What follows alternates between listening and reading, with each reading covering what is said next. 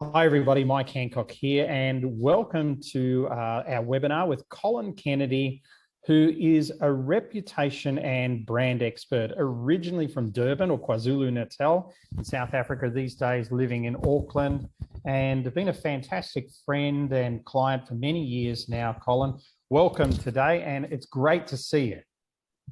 Thank you, Mike. It's a pleasure to be here and seeing so many familiar faces and some new ones as well. Yep, there's some new ones here and some old ones for you as well. But I want to start with a question for you. What is reputation? And then a follow-up question is, why is it so important? I think reputation is one of those interesting things in that it's a common word like communication. So we all have our ideas in our head about what it means, but to my mind, you have two kinds of reputation, and that's not a bad reputation, a good reputation. What I'm referring to is that you can have two kinds of reputation. One is where you're good at what you do, and you're a good character. You may have integrity, you may be honest, your customer service may be good, all of those sorts of things, and that is a reputation that is good, but doesn't necessarily move people. It doesn't move them emotionally, and it doesn't move them to action. You may be in a room where somebody goes, and maybe you're in marketing, and somebody goes, "Oh, who here knows a good marketer?" And somebody goes, "Oh yeah, I know Joe down the road," and you're standing there and thinking, "Well, what about me?"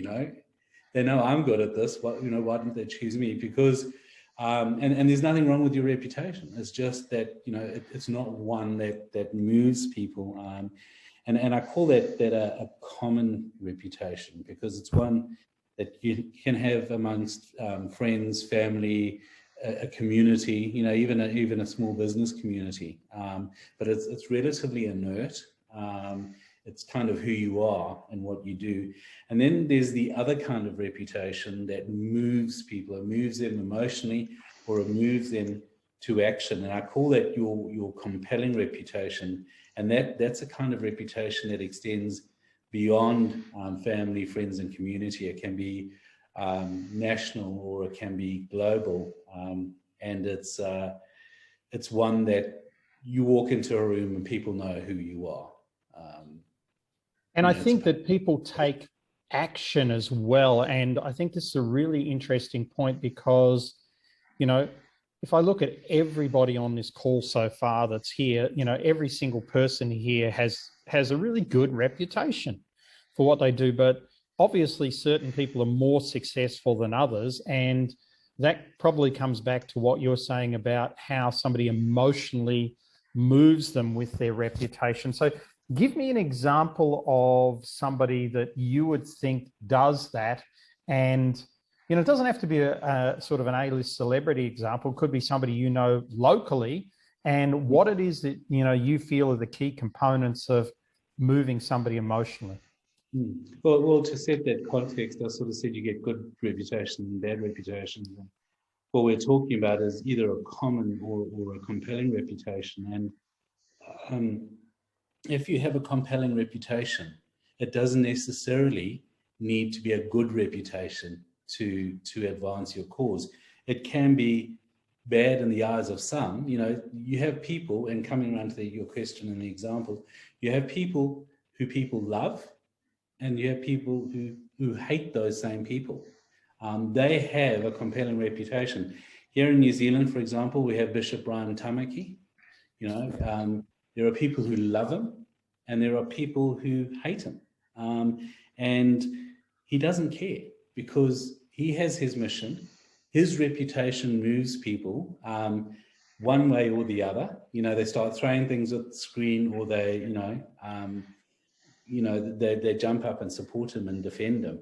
And if you are more intent on being everything to everybody, and that's our natural inclination, and that's what forms the common reputation, is just putting up this really good facade. If you want to be everything to everybody, you're going to end up being nobody to anybody, pretty much. So if you look at somebody, Elon Musk, Steve Jobs, Brian Tamaki, Nelson Mandela, you can call them polarizing, you can call them opinionated, you can call them powerful, but you can never call them passive. And that's the difference. If you want a reputation that pops, you're actually going to have to stretch yourself out of the comfort zone, out of your safe place, and be prepared to annoy people, make people angry, make people throw stuff at you, knowing that there's a group of people, your fan base, who are going to love you. It's interesting because on my call that I just had with my Australian friend I was talking to you about before, we had a couple of interesting conversations. So you know this, but not many of the other people on the call, apart from the South Africans, will know this. Is that at the moment in South Africa we have the most recent president, Jacob Zuma, is currently in prison. In my mind, probably they should throw away the key, but that's the side of the fence that I sit on. And then, of course, he didn't want to go to prison. Now he's complaining about the quality of food and the quality of accommodations in prisons. Surprise, surprise. But then on the other hand, you've got now a whole lot of radical supporters of his basically looting and destroying parts of the country and things like this, because he still has a reasonably high level fan base there. So this tends to be, sort of radical reputations that we've got at the moment. And, whether you look at the big two on the planet, the Trump versus Biden sort of reputation stakes as well. What my friend and I were just talking about, Colin, I'd be really interested in your opinion of this, is, there are no, at the moment, I don't know who they are. We couldn't think of one. There are no Mother Teresas anymore. There are no Mandelas anymore. There are no Gandhis anymore. The people who are true leaders, who have led through really strong opinions and strong polarization, but without necessarily turning that into the next civil war or something like that. These days it's very altercational.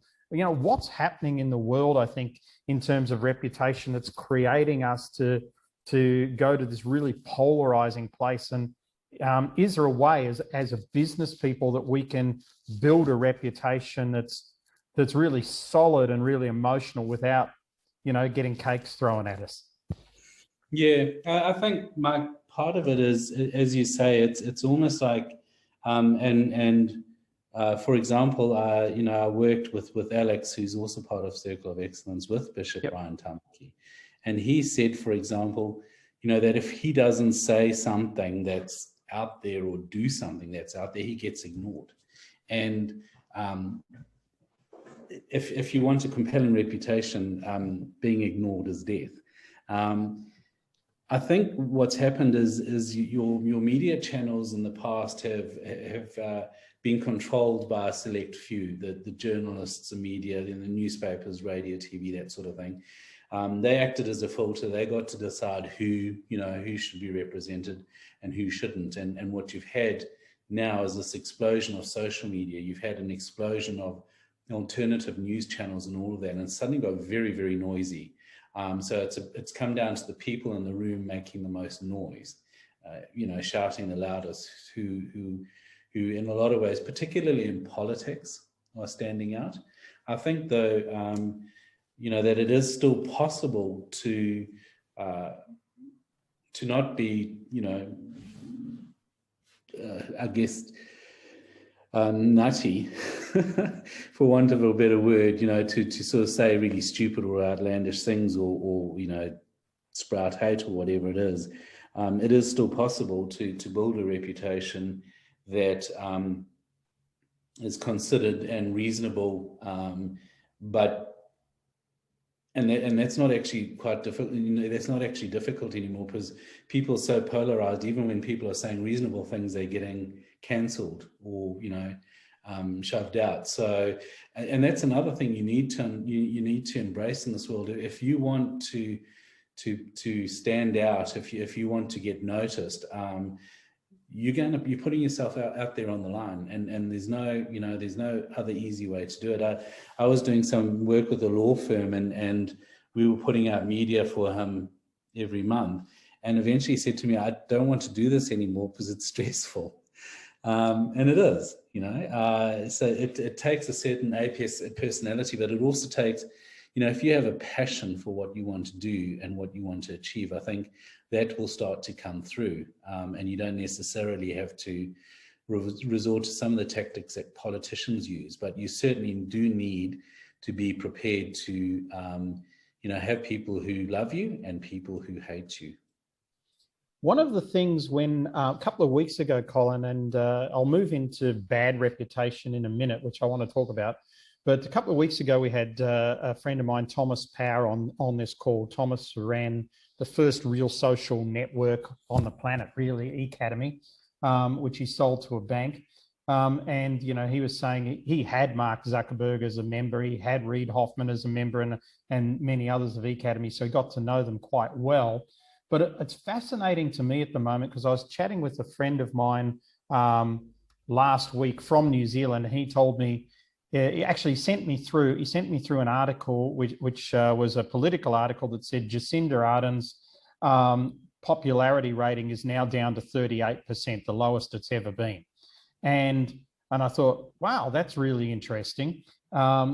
I won't give you my political opinion on it. Then I went and had a look at a couple of articles myself. And on the same day, I saw an article in another paper that said her popularity rating's the highest it's ever been. So it's like, what the heck's going on? And these were both two credible news sources from a New Zealand perspective. And I know if you look at Sky News in Australia, if Joe Biden sniffs, they want to put him in a coffin and lock him up for being, unable to do anything.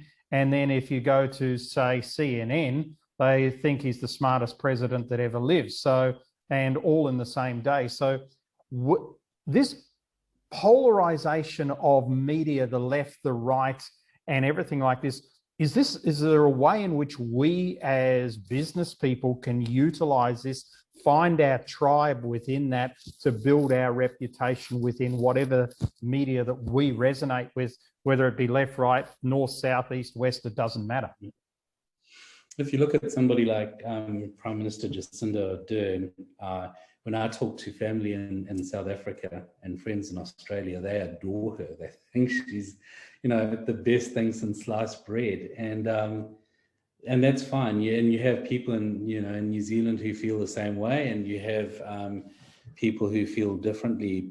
What she does very, very well is that she's a master communicator, and she's a master at putting a spin on things and a positive spin on things as well. So I think if one of the lessons we can learn is, if you want to stand out and be polarizing, you don't necessarily have to be nasty about it. And I think she does it very well, where she is never nasty. It is a difficult, road to tread. The other thing that we can learn from politicians and others in the public eye is that, yes, there is social media. Okay, so there are social media channels, but all of them understand the importance of the news media. The news media is far from irrelevant. It is still sets the bar in terms of, if you want a reputation, you're not going to really get too much traction very quickly using social media. The other thing is so you need that, and then that's one of the points we talk about in terms of I guess the elements of building reputation. One of them is third-party endorsement, and you need media. You need news media and journalists to be talking about you, even in this age when we have so much social media.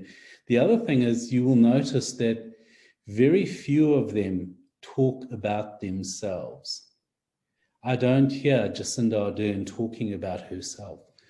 I don't even hear, Trump might be slightly different, but even Trump's conversations were issues related, as is Ardern's. They're addressing the problems and the issues and the concerns of their audience. Let me ask a question whilst you sort of just grab a drink of water or whatever you need to do. But I recently I was looking into this New Zealand thing, and John Key had three, he was the previous Prime Minister, he had three people employed in PR in the Prime Ministerial Department. Jacinda's got 21 PR people, senior PR people employed. So it's obvious that the spin's coming out and there's a whole team behind the spin. From our point of view, most of us have never engaged PR to really help us with our spin. And how important do you think it is these days to get that type of advice, that type of reputation advice from somebody who really knows what they're doing, who can help you brand build and reputation build? I think it's very important, Mike. If you know, in terms of the point I was coming back to sooner, you see a lot of business people on social media talking about their businesses and themselves, what they're doing, how they're growing, the products, the services, their story, and these things are important. You know, there's no question that you know, if you have a compelling story about your past that establishes your credentials, and that's something you teach. It is a story you need to be telling. There's no question about that. But the other aspect of that is that you need to be current, and you need to be relevant. And to be current and relevant, you need to be talking about your audience's concerns, your audience's issues. And the media is very good at doing that. The media is not interested in you. The media is interested in what you can do or say for your audience, their audience. And there's a lesson to be learned from that.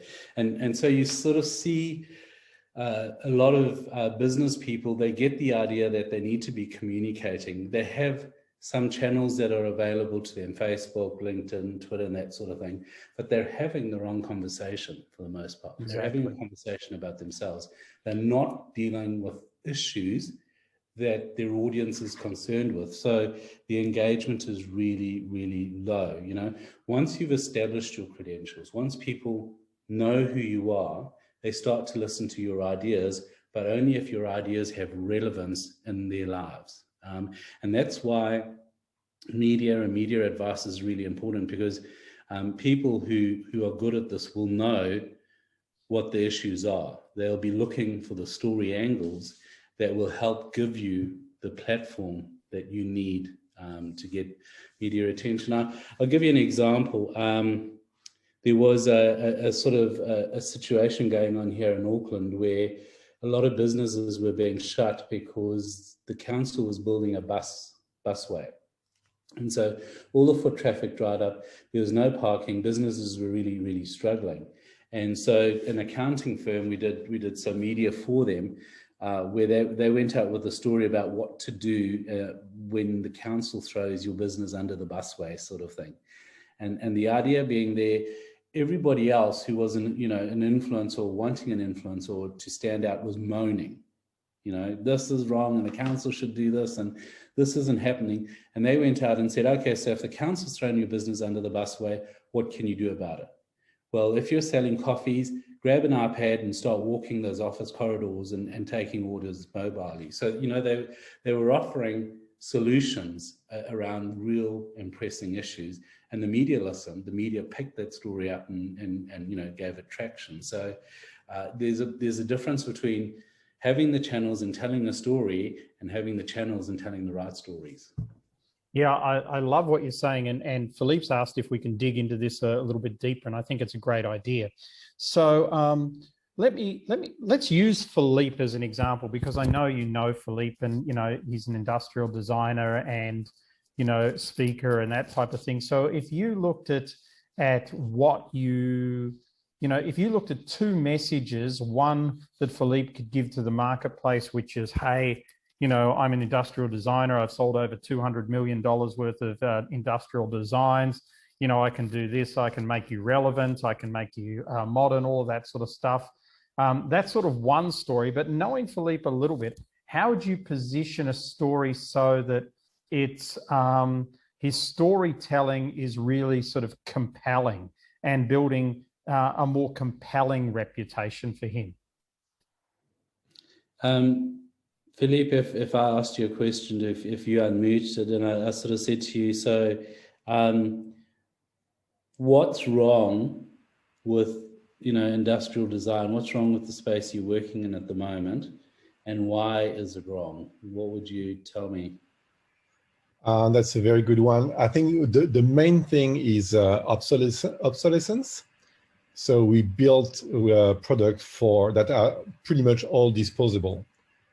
And even cars, you could repair cars, 20 years ago and do that yourself. Now there's no way that you can do that with a new car. And the next generation is even worse. Your iPhone is the same, everything. So it's all designed in such a way that you're prisoner to the brand and you can't do anything. So we need to redesign all products so that they can be repaired, reused, and recycled. You've also got a whole area around products and packages, haven't you? In that the industrial products you're talking about come packaged in polystyrene and that sort of thing, don't they? Yeah, that's true. There's a whole ecological impact of shipping and everything. But I think that's minor in comparison to the planned obsolescence of 99.9% of the products out there. But what harm does planned obsolescence do? What's the cost to society from planned obsolescence? Well, the cost is multiple-fold. One is there's an ecological cost. Instead of digging the earth for one phone every few years, you need to dig the earth for an iPhone every 2 years now. And what's the solution? A new design that allows repair, reuse, and recycle. So you could have part of your phone that can be reused. You could upgrade only the chip and not the rest of the phone. So there are plenty of ideas that you could put in place so that you don't have to throw away the whole thing.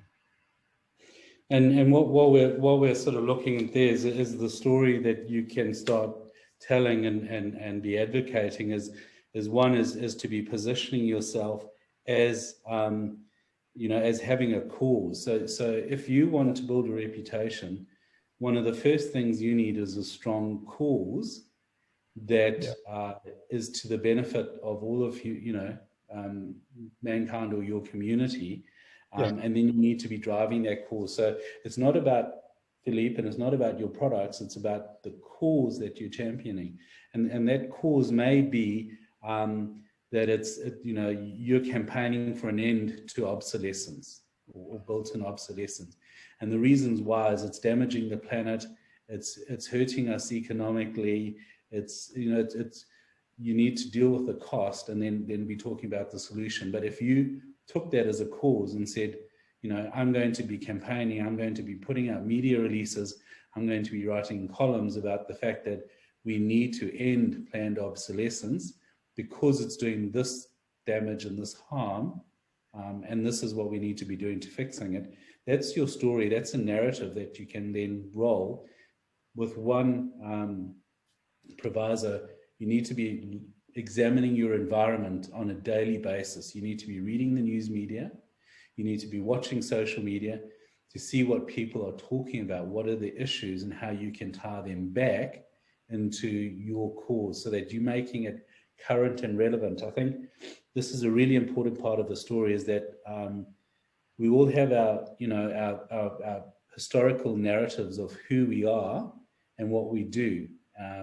You will have your story about how you came to be doing what you're doing and why it makes you passionate, but you need to have a dynamic story, one that is continuing to grow and evolve daily, and that means being aware of what's going on around you and commenting on it. You will see Elon Musk, you will see all of these people, when they're commenting, when they're talking about current issues and current events.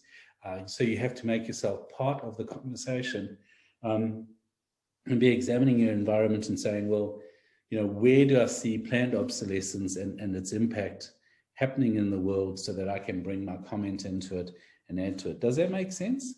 Yeah, very much. I think that's sort of been very helpful. Philippe gave you the thumbs up, But let's take what you said, Colin. Let me ask you this question, because I think this will be relevant for a lot of people who are on the call, watching the recording or listening to the recording of this, is that, you know, most of us struggle to find a story. So we think we're ordinary. You know, we came from an ordinary family, you know, okay, mum and dad were divorced, but so was everybody else's parents. You know, we grew up in suburbia. We, you know, learnt this, we learnt that, we went to this university, then we worked for this corporate. Now we've come out and we're running our coaching practice or our speaking business or creating our product line or whatever we're doing. But it's all very, very ordinary. So how do we get a story out of that? And certainly one that's compelling. Yeah, if you don't have a story, you need to start creating it today. And, you know, you have to go out and find or make your adventure around what it is that you're doing. So in terms of Philippe, for example, you know, what kind of challenge or huge undertaking can you initiate and begin to drive that will, you know, maybe create some, you know, momentum around obsolescence? You know, what can you drive down the main street, you know, every day that sort of points to the perils of obsolescence? So you need to develop your adventure, and it's not easy. And I guess that's sometimes why you have people in reputation sort of helping to come up with those ideas. But you also need to, sort of as an aside, you also need to be careful of what you sort of wish for, because stories are always evolving and are always dynamic. And I think that's quite important. Even if you've got a story and it's a few years old, you might establish your credentials, but it's starting to get old. So we actually need to be creating our stories and building our adventures every single day. And it's quite funny, you know, you'll know, Mark, that my story has been in part that I was raised in a religious cult, and I served in military intelligence around propaganda and influence and intelligence, and I worked in the media. And when I was first looking at doing some professional speaking, and I called a speaker's agent, and he said to me, "Oh, don't call me if you don't have any legs."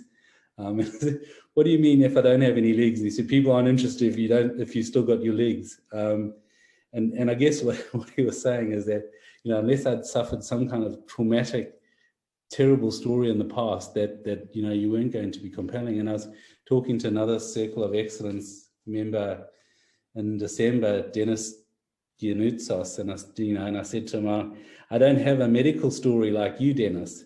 And then on the 25th of January, I had a ruptured brain aneurysm. So I guess you need to be careful of what you wish for. So I'm not saying go out and get a brain aneurysm, not advisable, but look at what you do, look at what you're passionate about. And if you start with a cause, if you find a cause that you can champion, it's going to make it much easier for you to begin writing your story now. And a dynamic story is not a historical story. It is a story that is evolving every day in the telling. And have a cause that will give you your story, and you can start to look at the world around you and sort of see, well, what's wrong? What are the issues? What are the problems? And that'll help you create the story. Great. I think great points. Tell me about consistency, Colin, because, you know, I see a lot of people that hit the media and there's something good, and then you don't hear from them for 6 months, and then you wonder what they're doing, and then suddenly they pop up again and there's something else. So, you know, is consistency really important? It comes back to having that dynamic story and being, you know, and being consistent in terms of your presence. So we've all talked about online, you know, your online digital footprint. If somebody Googles your name, or, you know, what's going to come up. But if what comes up datelines to 2017 and 2012, it's no longer relevant. You know, you're no longer relevant. You need to be datelining now, 2020, 2021. And that story, the consistency needs to be consistent with what your message is and what your narrative is. If I look in, if Philippe's doing a Zoom call with me, and I look behind him and I see a printer that will be obsolescent in a year, that's not consistent with the story that Philippe is telling. So it's in everything around you, and from the colors of your brand. If you're working in the eco space, and you have colors that people don't normally associate with, conservation and ecology, it doesn't matter if everybody in conservation and ecology is using the same colors. That's what it is. And so you need to be, consistent with that in terms of your coloring in your brand. If you drive a Dodge Charger Hellcat V8, which I quite like, by the way, obviously, that's inconsistent with an ecological conservationist brand. So the way you dress, the car you drive, the stuff you surround yourself with, the stuff that you use and work with, needs to be consistent with who you are. And you need to be making sure that you're pretty much in the news, up to date and on a regular basis. And one of the things we have with the internet is authority. So a lot of people don't know that Google ranks websites by an authority rating of 0 to 100. If you're a news media, the New York Times, the New Zealand Herald, Cape Times, you have an authority ranking of between 80 and 100. So when somebody searches up a subject, they might search up Dodge Charger Hellcat V8. If there is an article, in the New Zealand Herald about a Dodge Charger Hellcat V8, it's going to be right at the top of your Google rankings. So getting yourself into the media actually elevates you in terms of Google search above your competitors. The normal average business website, probably a ranking of between 8 and 25.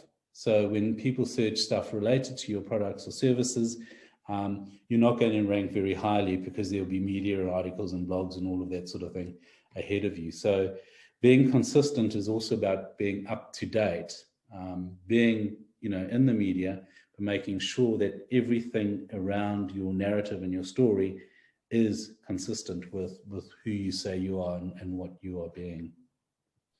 Very good.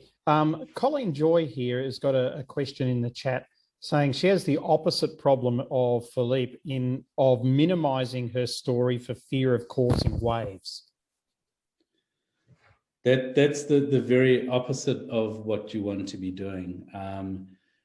If you want to build a compelling reputation, you need to embrace the fear and feel the feel and take it on.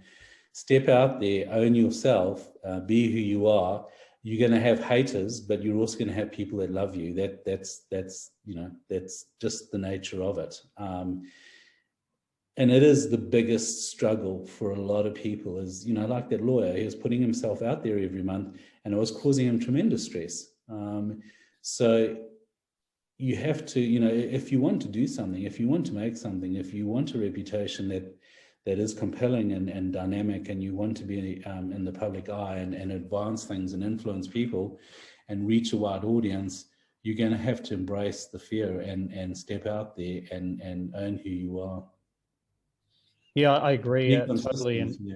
And she's put in here, thanks. One of the issues that I've had over the years, and I remember, and it's definitely an imprint I got many years ago when a PR agent that I had on retainer for about 4 months came to me and she said, I can't have you as a client anymore. And I said, why is that? And she said, you're a PR nightmare.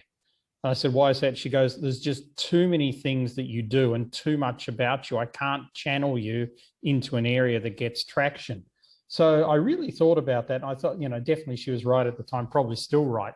But this brings up the question of relevance, because in all of our lives, we have things that we do, Philippe, he's getting a beating this morning with being a subject, but, he's an industrial designer, but he's also a lover of the finer things, a connoisseur of wonderful pastries and the delicacies of, you know, the culinary sect as well, if you follow his Facebook.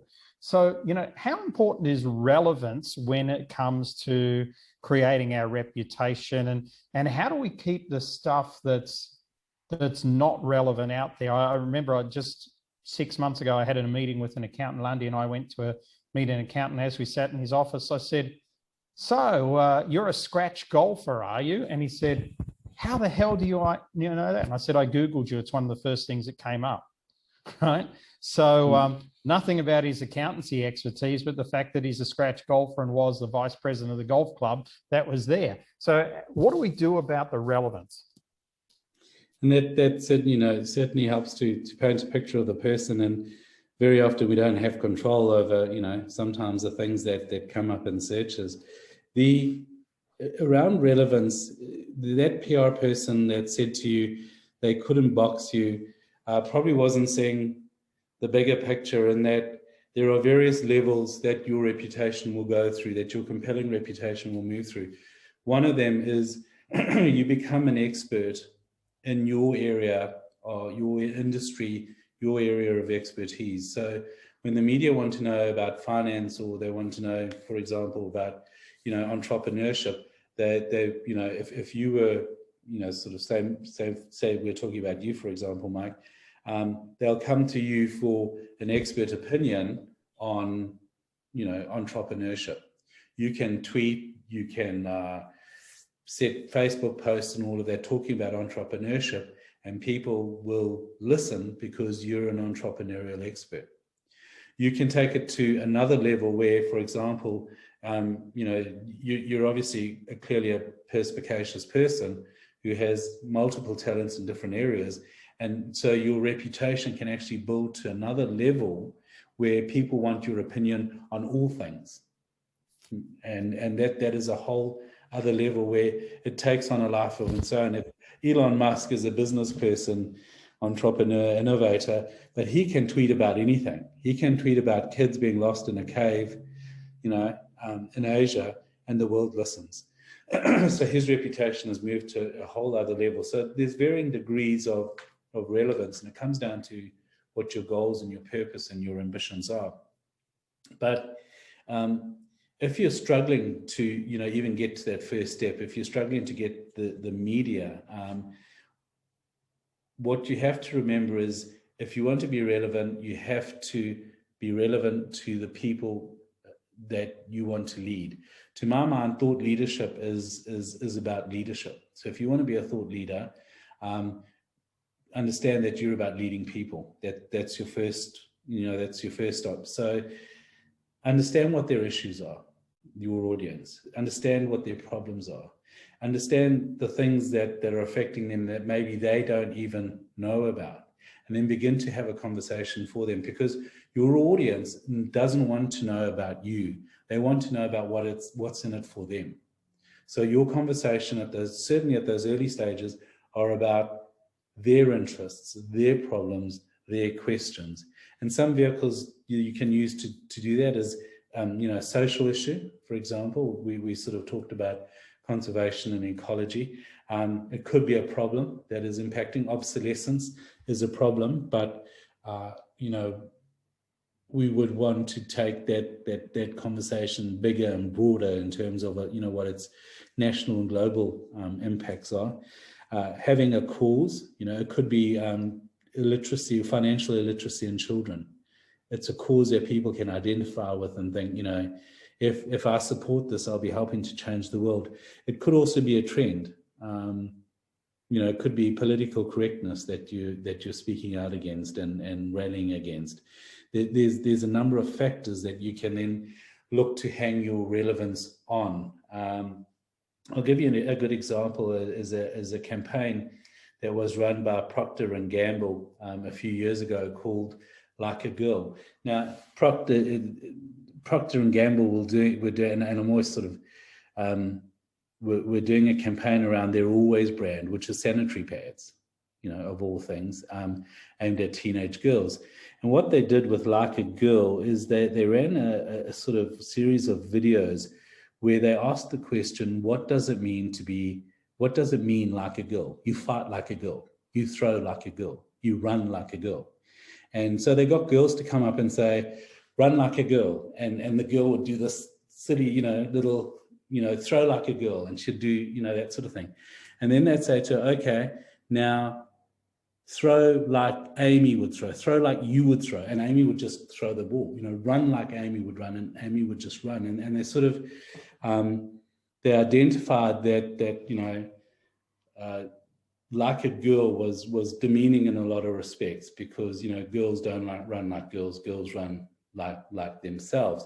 And what they were tackling was a social issue where there was this unconscious bias in society, fight like a girl, whereas you've seen some MMA women fight, they don't fight like girls.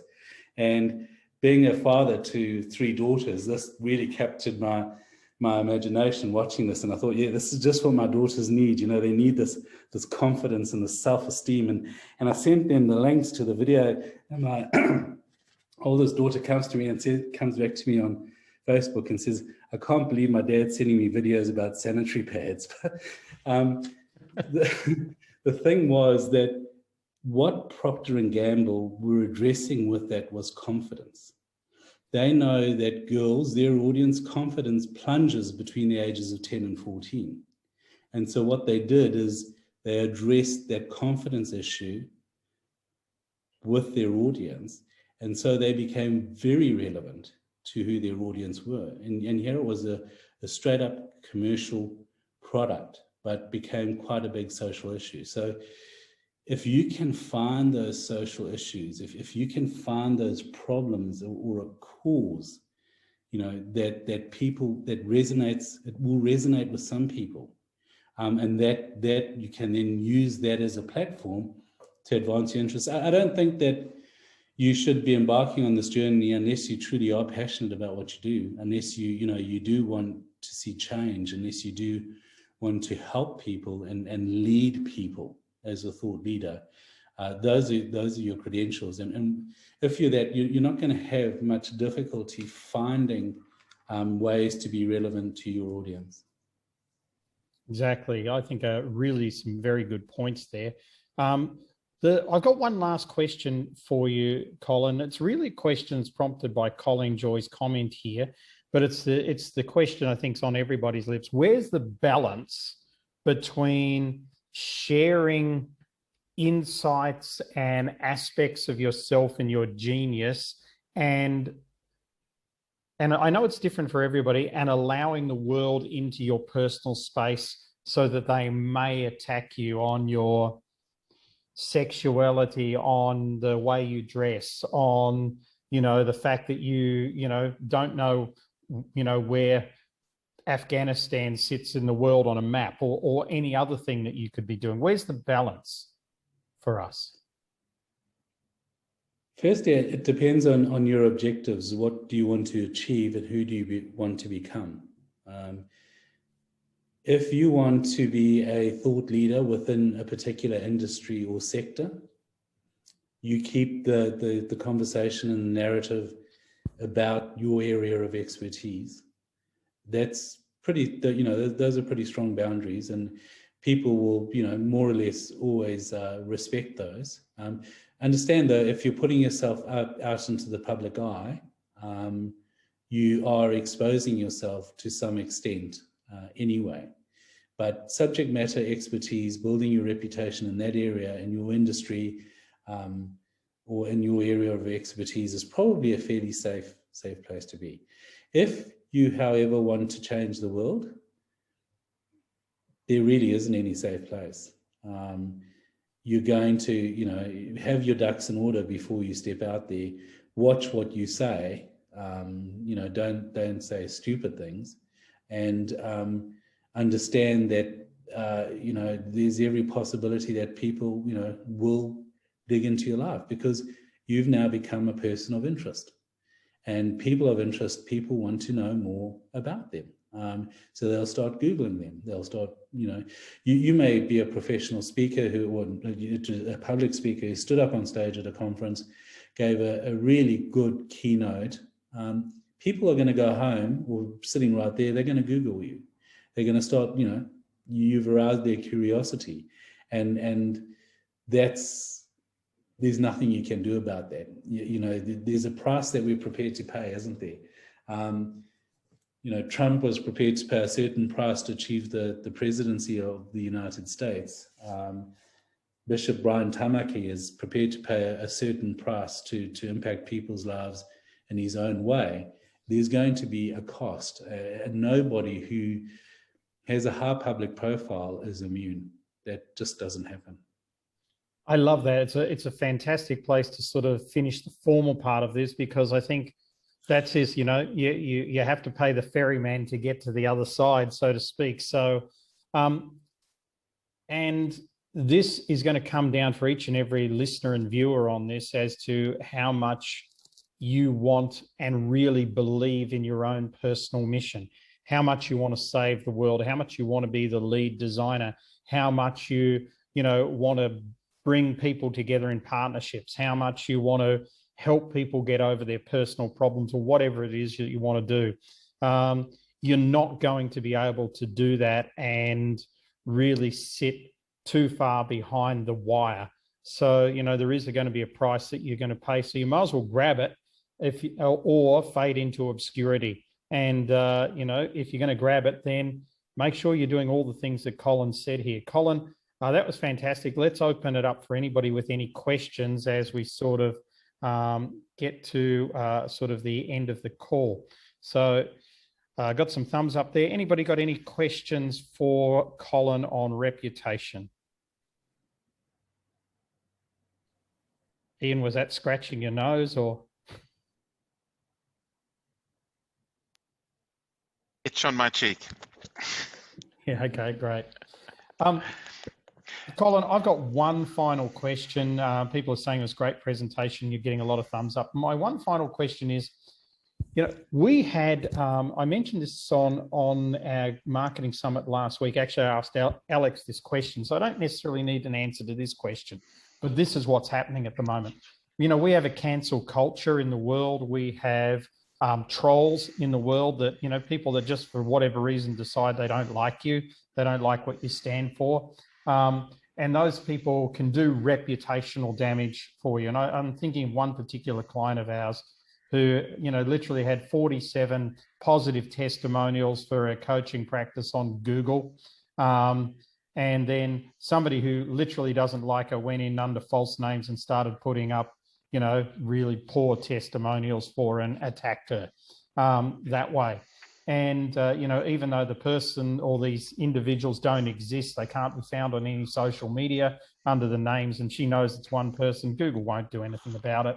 So, so my question is, what can be done if you start to find yourself getting attacked and your reputation scarred? What can be done? That's sort of my final round-off question for today. Yeah, it is a risk that everybody runs, even people who aren't necessarily putting themselves in the limelight. You might just be a person who runs a cafe and, come under attack from somebody. Reviews, firstly, don't doubt the intelligence of your audience. If you have 50 great reviews there and there are 3 or 4 that are nasty, they're probably going to take it on the balance of probabilities that this is a good service. And also people aren't stupid. They can sometimes interpret the difference between what is authentic and what is fake. The other thing is, if you have negative mentions and when people Google your name or your business and negative things come up, remember the authority rankings that Google applies. So firstly, for reviews, you can, again, keep badgering at Google to change things, but Google works with authority. So if you're creating content and thought-leading content, relevant and important content, and you're getting it into the media, it begins to, and it's current, it begins to achieve higher on the search engine results, so that it begins to push those negative mentions down. So I'll give you an example. You may have had a blogger have a go at your business for one or the other reason. And when they Google your name, that blogger's article comes right up at the top of the page. Now, there's a couple of reasons why that's happening. One is his blog obviously has reasonable site authority, although it's a blog, so it's not going to have stellar site authority, but it has reasonable site authority. It is recent, and that's one of the reasons why, you know, it's come up to the top as well. And it, you know, it sort of talks about you or your business and your name, so it's matching those keywords.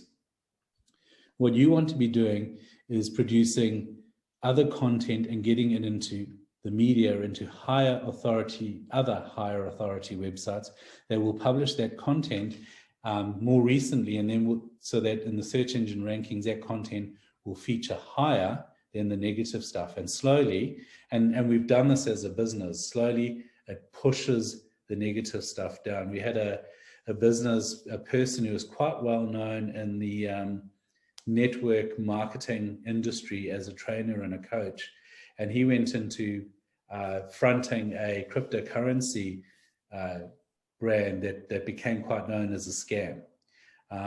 And so when you Googled his name, it came up with scam, con artist, you know, dodgy, all of these sorts of things, and it was all there. But he had a really strong reputation when he'd worked in network marketing. And he came to us and he said, I can't put my name to any new business now because, you know, I realized that this organization was dodgy and I got out of there, but unfortunately now my name is associated with it. What do we do? So we started, you know, creating press release articles talking about his area of strength, which was network marketing, the books that, you know, he had written, that sort of thing, and starting to put that out into the media. And the media started to pick it up and publish it. And slowly but surely, it pushed the negative stuff to page 2 and page 3. And there's that old saying is, where do you bury a dead body or hide a dead body? It's on page 2 of Google. So what you want to do is be creating a ton of content on high authority sites that pushes that things down. And you need to know where the high authority sites are. They're not just media, you know, they're not just newspaper or news sites like the BBC or the Times or any of those. Reddit has quite high authority as well.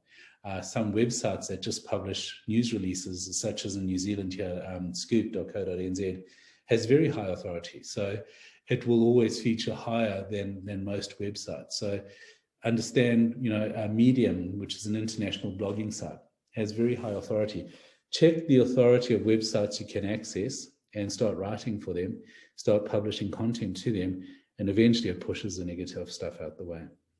Very, very solid, Colin. Well done. And I think that was great. And people really love that as a finish. Thank you so much for being on the call today, folks. Thank you so much for being on the call. Next week, you have Lundy on the call with you. Colin, that was excellent. I really appreciate your time. I wish you all the best with your ongoing recovery from, your aneurysm you had earlier this year, which was a real shock. And it's just great to see you in good health and good spirits. Thanks so much. Thanks, Martin. Yeah, thank you, everybody, for coming along.